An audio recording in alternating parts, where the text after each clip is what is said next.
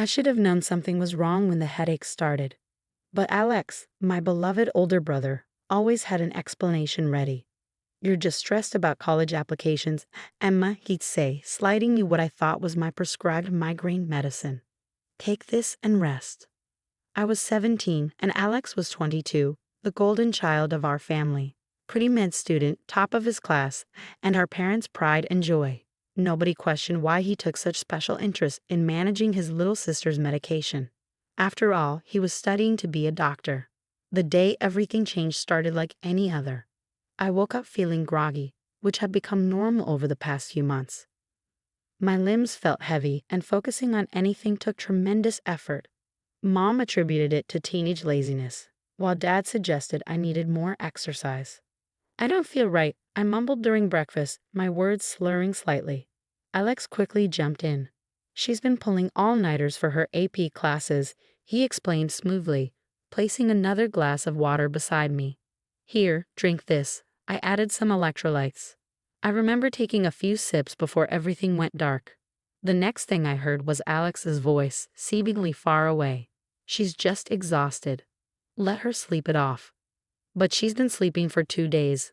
Mom's worried voice broke through my haze. "Maybe we should call an ambulance?"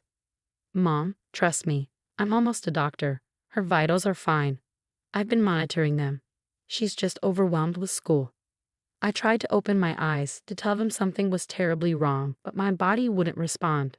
I was trapped in a darkness that felt thick and heavy, like being underwater. It was Mrs. Peterson, our next-door neighbor, and a retired nurse, who finally broke through Alex's wall of excuses. She had come to drop off some mail and found me unresponsive. "This isn't normal sleep." I heard her shouting, "Call 911 now, or I will." The emergency room was a blur of lights and voices. Words floated around me, severely unresponsive. Possible toxic exposure. Immediate CT scan needed. "How long has she been like this?" A sharp female voice cut through my fog. "Just a couple of days," Alex answered smoothly. "She's been under a lot of pressure." 3 days, Mrs. Peterson interrupted. "I've been watching through my window. She hasn't moved in 3 days." Dr. Sarah Martinez, the neurologist on call, ordered an immediate battery of tests. Through my semi-conscious state, I could feel Alex's carefully constructed narrative beginning to crack. "We need a complete tox screen," Dr. Martinez ordered. "And get me her medication list." "I've been managing her medications," Alex stepped in. "As a medical student, You're not licensed," Dr. Martinez cut him off. "And as her brother, you have no authority to prescribe or manage any medications. Mr. and Mrs. Turner, has anyone been monitoring what your son has been giving your daughter?"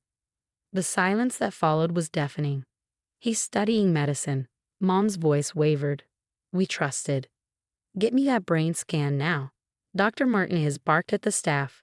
"And security, please make sure the brother doesn't leave the hospital." Hours later, through the thick fog that still clouded my mind, I heard Dr. Martinez explaining the results to my parents. "The scan shows evidence of long-term sedative exposure," she said gravely. "Someone has been systematically drugging your daughter. The buildup in her system suggests this has been going on for months." "That's ridiculous," Alex protested. "I've only been giving her prescribed medications." "Really?" Dr. Martinez's voice was ice. "Then you won't mind explaining why we found traces of multiple unprescribed sedatives in her system. Medications that coincidentally medical students might have access to." The monitors caught the spike in my heart rate as memories started flooding back. The strange taste in my water, the increasing episodes of confusion. Alex always being there with another pill, another drink, another explanation. I was helping her. Alex's voice cracked. She was going to ruin everything. Ruin what? Dad's voice trembled with barely contained rage. "The inheritance. Grandpa's trust fund goes to the first grandchild who gets into medical school. She's smarter than me. Her practice NCAT scores were higher. I couldn't let her." The sound of my mother's gasp mixed with my father's choked sob.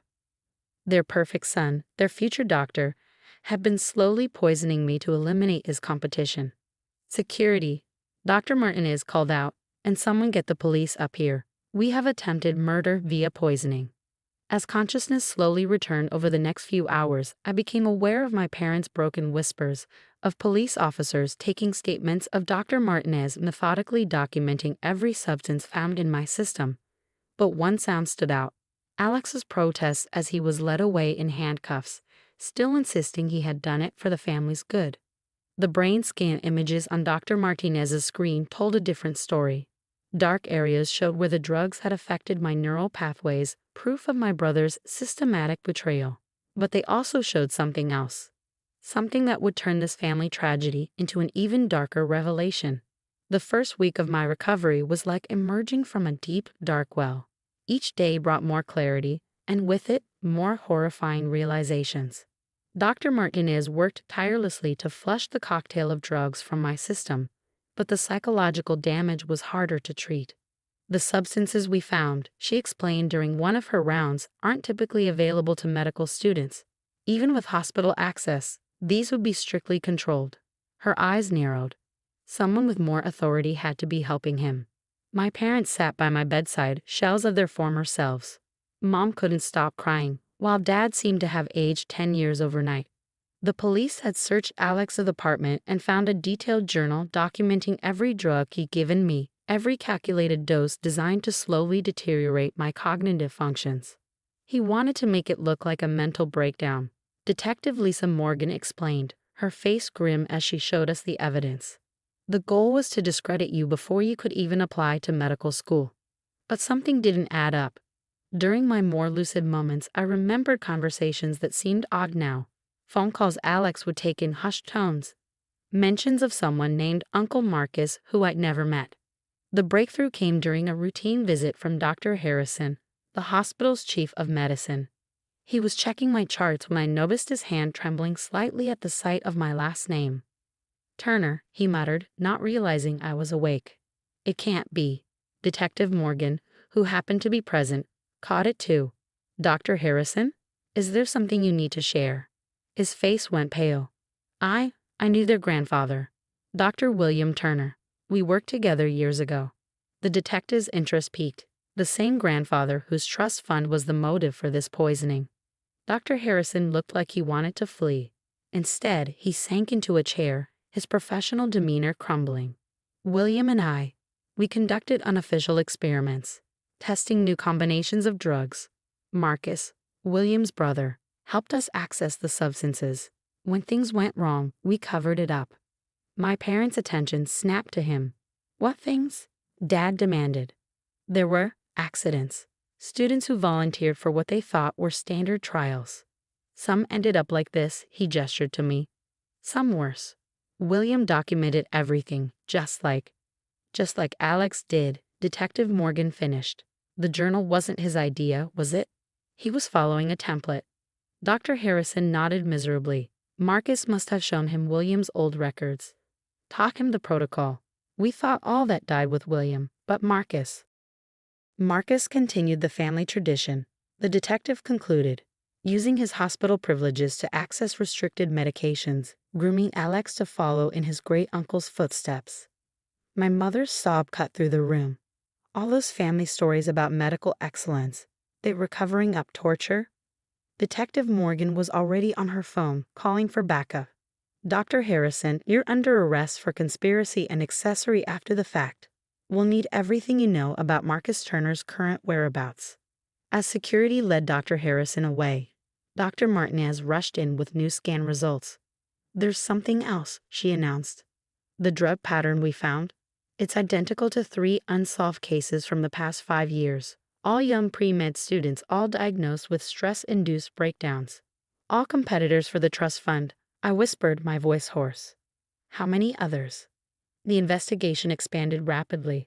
Police found a hidden room in Marcus's house filled with medical journals dating back decades. Each documented the systematic destruction of young minds that threatened the Turner medical dynasty. Your grandfather wasn't just leaving a trust fund, Detective Morgan explained as I grew stronger. He was leaving a legacy of elimination. Anyone who showed too much promise, who might outshine the chosen heir, became a test subject. I finished. Alex's arraignment was scheduled for the following week. He sat in jail, apparently still convinced he'd done the right thing for the family name. But Marcus remained at large, his hospital access revoked, but his whereabouts unknown. My recovery progressed slowly. The drugs had left their mark. Random tremors, memory gaps, moments of confusion. But Dr. Martinez was optimistic. "Your brain is young, resilient," she assured me. "With therapy and time, you can still pursue your dreams." "Including medical school?" I asked. She smiled. "Especially medical school. The best revenge is success." As I lay in my hospital bed that night, watching the police search for Marcus continue on the news, I made a decision. The Turner medical legacy wouldn't end with Alex's arrest or Marcus's eventual capture. It would end with me, not as another victim, but as someone who would transform it.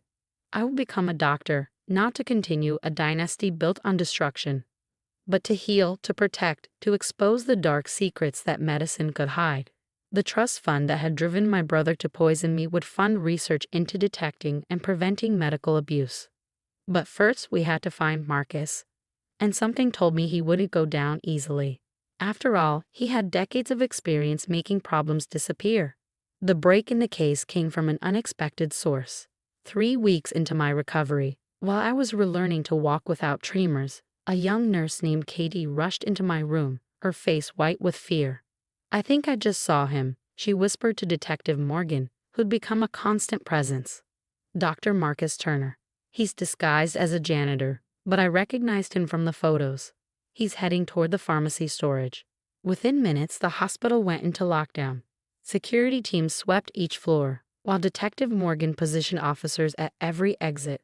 But Marcus had decades of experience navigating hospital corridors. What he didn't expect was me. I knew the old service elevator still worked. I'd seen Alex using it during his care of me. While everyone searched the main areas, I disconnected my monitoring devices and slipped out of bed. My legs shook, but determination steadied them. I found him exactly where I expected, in the abandoned physical therapy room on the 3rd floor, preparing syringes with practiced efficiency. "Hello, Uncle Marcus," I said quietly, blocking the doorway with my IV stand. He turned, his surgical mask hiding what I assumed was a smile. "Ah, the brilliant Emma. You should be resting, dear. Recovery is so delicate." Like the recovery of those other students, I kept my voice steady even as my hands trembled. "The ones in your journals. All for the greater good." He stepped forward, a syringe glinting in his hand. "The Turner legacy demands excellence. Those who couldn't handle the pressure, well, they were weak." "No," I countered. "They were threats. Just like me, because we proved that real medical excellence doesn't run in bloodlines." His eyes hardened. "You understand nothing. This family's reputation is built on torture and murder." Detective Morgan's voice cut through the air as she emerged from the shadows behind me. "Marcus Turner, you're under arrest."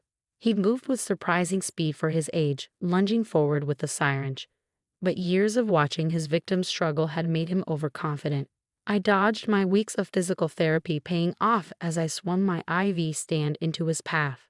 He stumbled, the syringe clattering away as officers swarmed in. As they handcuffed him, his mask slipped, revealing not the monster I'd imagined, but an old man desperate to protect his twisted version of family honor. "You'll never prove anything," he spat. "The records are all in police custody." Detective Morgan smiled grimly. "Along with new evidence from your little pharmacy raid attempt today. It's over, Marcus." The trial that followed exposed generations of medical abuse. Dozens of former students came forward, their mysterious breakdowns finally explained. Alex, facing his own charges, broke down and revealed everything. How Marcus had groomed him since childhood, teaching him to see murder as medical research. The family name was everything. Alex testified, unable to meet my eyes. He showed me Grandpa's journals, taught me the formulas, said I was chosen to continue the work. My parents sat through every session, their faces carved with grief as they learned how their own fathers, brothers, and uncles had perpetuated this legacy of harm. The Turner medical dynasty crumbled under the weight of its own darkness. 1 year later, I stood at the podium of my medical school white coat ceremony. My hands no longer shook as I accepted the symbol of my future profession. In the audience, Dr. Martinez beamed proudly. She'd become my mentor, helping me channel my experience into purpose. The Turner Trust Fund, released by the courts, had been transformed into a foundation for monitoring medical ethics and supporting survivors of medical abuse. My first research paper, co-authored with Dr. Martinez, exposed the warning signs of systematic medical manipulation. "You've changed the legacy," Detective Morgan told me at the ceremony. She'd become family in her own way, showing me that true strength lay in protecting others. The Turner name will mean something different now. Alex and Marcus both received lengthy sentences. The last time I visited Alex in prison, he seemed smaller, the arrogance of the golden child replaced by genuine remorse. "I'm sorry," he whispered. "I was so wrong." "I know," I replied. "That's why I'm going to succeed. Not to prove I'm better, but to make sure no one else suffers like we did." Today, my hospital badge reads Dr. Emma Turner, neurologist. Each time I put on my white coat, I remember the darkness that nearly destroyed me. But more importantly, I remember the light that showed me the way out, the dedication of Dr. Martinez, the determination of Detective Morgan, the courage of Nurse Katie. The Turner medical legacy didn't end with Alex's crimes or Marcus's arrest. It transformed, like a poison-turned antidote, into something healing. And as I walk these hospital halls now, my step steady and sure, I carry not the weight of a corrupt dynasty, but the strength of its redemption. Sometimes the greatest victories come not from destroying a legacy, but from rebuilding it into something worthy of survival.